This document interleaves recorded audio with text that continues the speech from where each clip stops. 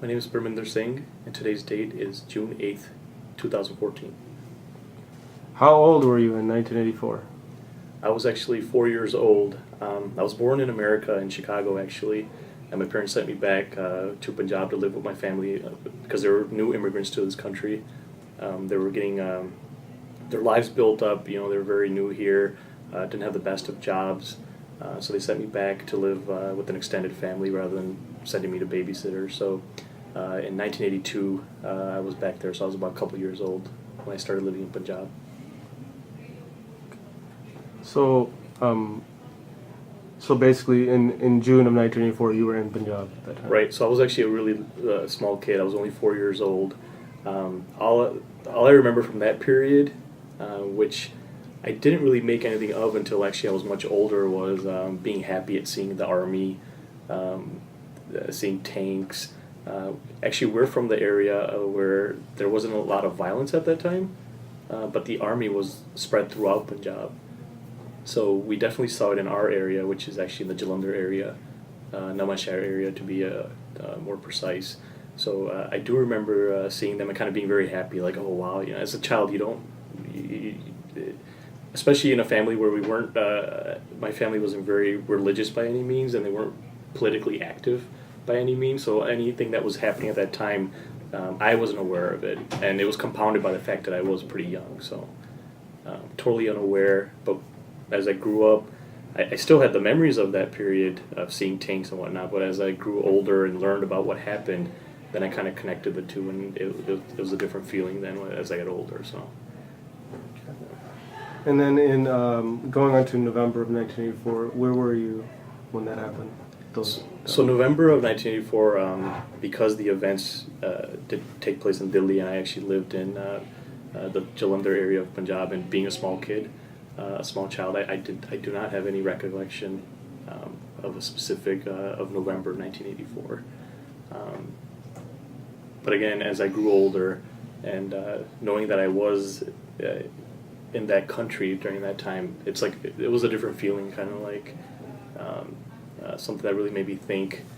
I try to remember what was I doing, because it was such a crucial time, not just in Sikh history, but I think as we are exploring this topic more and more, it's going to be one of the important events in human history as well. So I do not recall where I was at that time. So do you have anyone, I guess, a friend or a relative who was impacted by what happened in either June or November, directly impacted? So if we're talking about direct relations, there's no one in my family that was affected by the violence in Delhi and in other cities in November 1984 and the weeks following, as well as the events in Punjab in the 80s. But with that said, from the beginning, I've always had a very keen interest in the Punjabi people and the Sikh people in particular, just because the Sikh people have had such an impact on the history of that region and actually the whole country.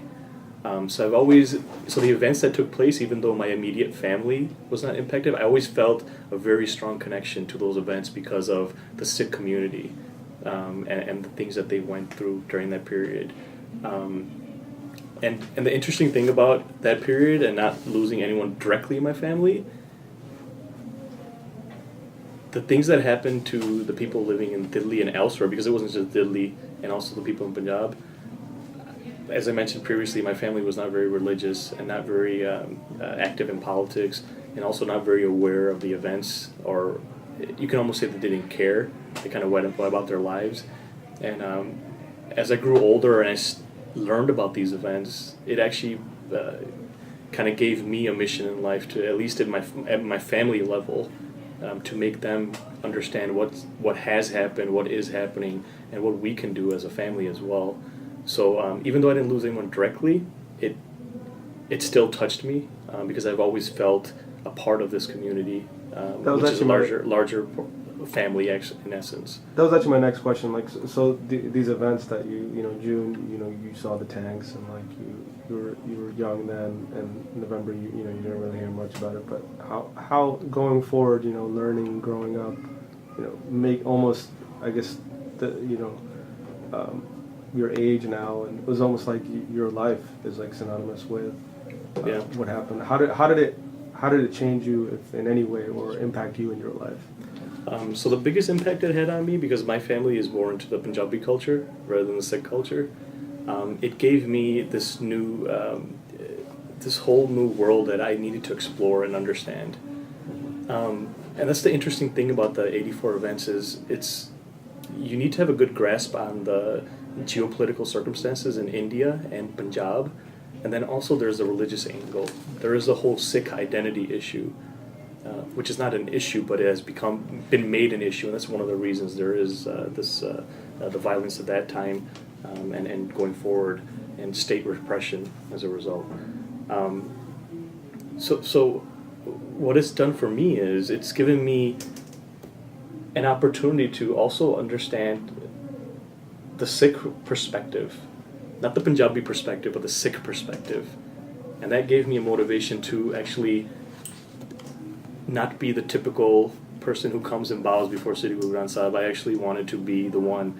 I wanted to be someone who actively has tried to understand Sri Guru Granth Sahib Ji and trying to understand the ethos of the Sikh people. So what it's done for me is it's given me an opportunity and a motivation to learn about Sikhi more in depth. I guess in conclusion, is there anything else you would like to share with the community? Any sort of message, anything that you think needs to be told? Yeah, so I've been because my father has taught me how to read and write Punjabi from a very young age. So even though I was born here, I lived in Punjab for about 4 or 5 years. When I came back, I was like 7 years old. He taught me how to read and write Punjabi, and I was able to read many newspapers from that period. My dad used to get a weekly newspaper in Punjabi throughout the 80s and 90s, and I was able to get a different perspective.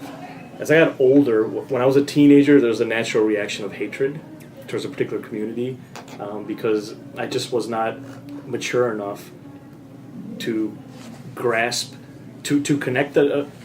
I wasn't mature enough to put the events of that period from a Sikh perspective. I was purely looking at it through a black and white lens, which as I progressed, I learned was very wrong. Is not going to get me, nor I think the community or that region anywhere. They're not going to be able to move forward. So one thing I really, really would tell people who are interested in studying this topic, or even interested in trying to resolve the issues which have not been resolved. They're actually still there. It's just that many people have been killed. They've been silenced, but the issues are all still there. What I would tell people who are interested in this topic or studying this topic is it is very important to have a very in-depth knowledge of the Sikh ethos, about the Sikh identity, because we have to look at the Sikh community and what they went through during the Guru's period, the period of the Mughals. They were massacred in thousands, tens of thousands, by what we can say a particular community, but Sikhs didn't blame a particular community. They actually had people from those communities alongside them. So Guru Gobind Singh had many Muslims, many Hindus, people of various backgrounds who were with the Khalsa movement. And there was a reason for that. Because Sikhs in that period understood that they weren't being attacked by a particular community, they were attacked by a particular system. And that system was not only against Sikhs, it was against other people as well. So even what has occurred in India and is occurring, that's another thing we have to understand is it's not over. There is this facade of peace, but it is just that, it's a facade. So I think for people to move forward, we need to understand what the root causes are. We have to understand it from a Sikh perspective, because it's all about resolution. I think many Sikhs, unfortunately, are in this to keep this issue going. They want to keep the issue. They don't. Some people are not actually trying to resolve it. They're trying to pick at the wound rather than letting it heal. And healing doesn't mean forgetting. I don't believe that either. There are a certain number of people who say just forget and you move on. That's actually incorrect. If you look at any community in the world, in the free world, remembering is very powerful, and you should remember. But there's also a way to move forward, and a way to move forward is not with hatred for a particular community or even for a particular country. Because what I've noticed is there's a lot of people who are very patriotic about India, and their feelings get hurt. But we have to understand that many people in India are very poor, and all they have is this sense of patriotism. A lot of them don't understand what's behind that false patriotism, but because of their poverty, their economic situations, that's all they have. And when they see a whole community, which is against what they consider an idea of their nation, they're not standing with us. So we have to do a better job of explaining who we are, what we stand for. And I think, honestly, if we understand what we stand for, more people will stand alongside us. And this will become the mass movement that the Khalsa was at one time. A movement which involved many different people of many different backgrounds. So that's my main message to people.